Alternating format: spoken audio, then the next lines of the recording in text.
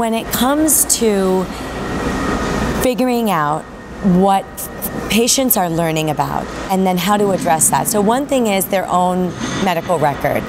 And there are a lot of legal hoops that physicians have to get through with a patient, sometimes their own patient, that was admitted to another hospital. So that's one layer.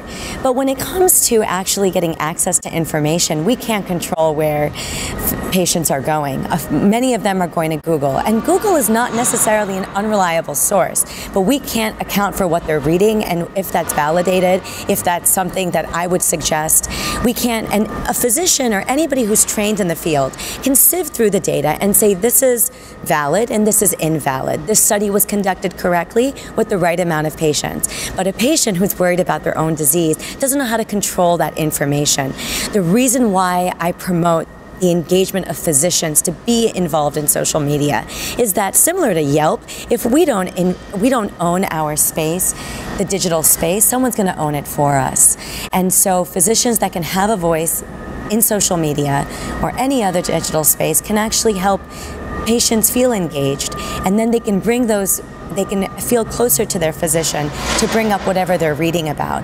I think we're fortunate, for instance, when Wall Street Journal, New York Times cover big articles about important tactics that patients can do on a behavioral level, but we also need to control for how that might not be valid in every scenario. So it is a challenge, and that's why there's no price for seeing your doctor and learning about your disease process and tailoring it outside of just the data. There's so much to do in taking care of a patient. If industry can tap into that education and be helpers rather than trying to get to a consumer market, it's going to help take care of patients. So I agree 100%. I think that the issue today is that there's a disconnect. That we look at the silos of care, whether it be pharma or the payer or the clinician, as disconnected and competing entities. And that's a problem. So for me, and what I'm seeing when I talk to pharmaceutical companies, life science industries, even innovators, we're looking to change a dynamic that was once dominated by another word that begins with C, and that's control.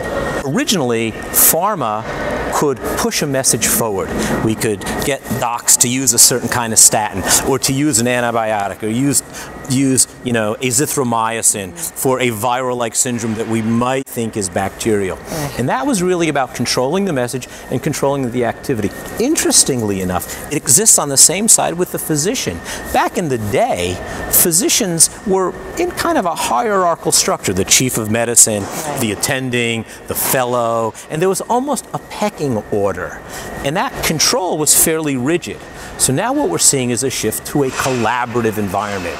On the panel we talked about the collaboratory.